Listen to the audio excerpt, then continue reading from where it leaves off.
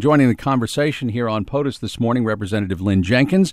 She represents the 2nd Congressional District in Kansas, also happens to be, by the way, the vice chair of the House Republican Conference Committee and is also on Ways and Means and Financial Services Committee, so a lot of numbers coming her way. Thank you for being here this morning. We appreciate it. My pleasure. Thanks for having me. I wanted to ask this question because I get the sense, obviously, the White House is presenting its budget today. There's been a lot of hurrah about that. We've seen the Paul Ryan budget presented, voted on already. The Senate has a budget plan that was voted on, and we know that none of those are going to be in the final form. So what's going to take place after all of the hoopla today? You sit down, and what do you start doing? Well, this is really going to be an unusual situation. We have a Senate that's finally produced a budget, first time in 4 years, while the president's budget's 2 months late. At least we're going to have one, and then, of course, the House has always done its work. So we really are in a unique situation, finally, for all three arms to have done a budget.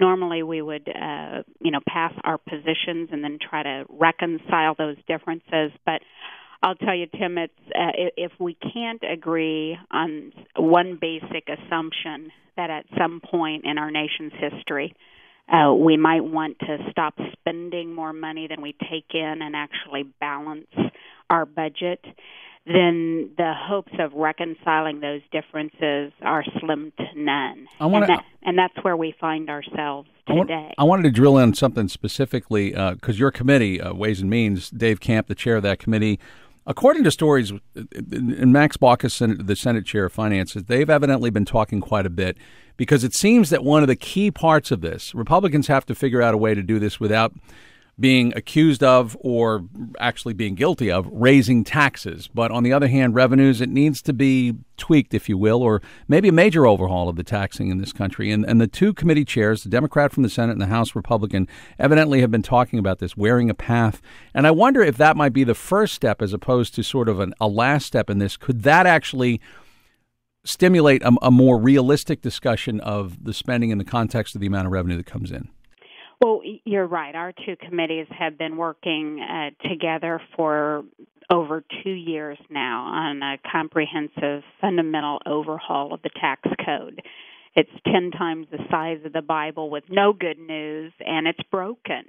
It's leaking like a sieve. Has a lot more than 10 commandments, too, doesn't it? It does, okay. Indeed.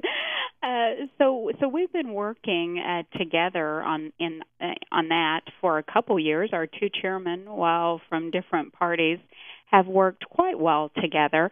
And in fact, last summer, the House passed an outline for what we wanted to do. We will present that this year in the form of H.R. 1.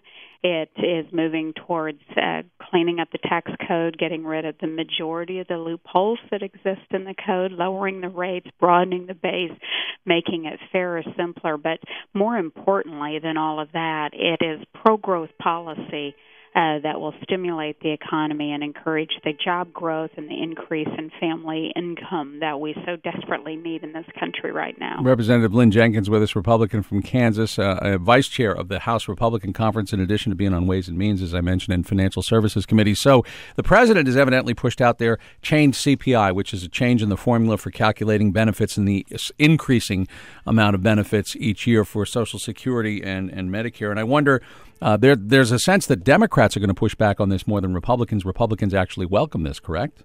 Well, we are delighted the president has even given a nod to the fact that it is the autopilot spending programs that is driving our debt.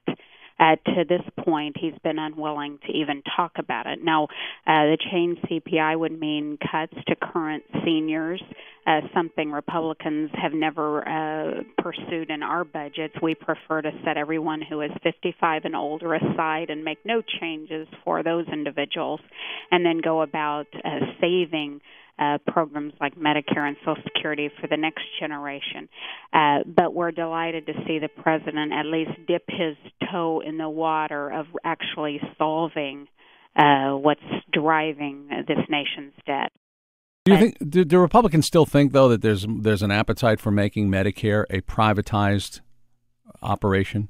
No one's ever suggested that since I've been here. This is my 5th term, and no one has ever suggested so that. You don't think the vouchers program that was suggested by Congressman Ryan in his budget it amounts to a privatization of Medicare? There's never been a voucher program. That's a misnomer by liberals. A voucher program is when I hand you a voucher and you have to go into the marketplace and buy insurance. That's scary for people. All right, well, explain it a little better then. Okay.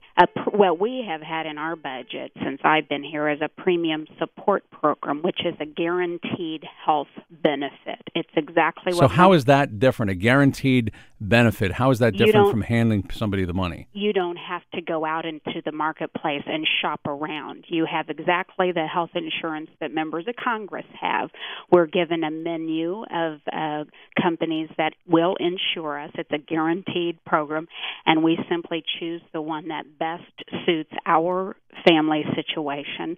The basic cost is covered with the premium support, and then if you want a richer plan, then you can supplant that cost. Okay. Frankly, it sounds like a distinction without a difference, but I'll concede that to you as we look forward to where we're going with all of this. It's important because voucher is scary. That implies that you would take a voucher into the marketplace and someone might not cover you, or you would not be able to afford basic coverage, and that's simply not true.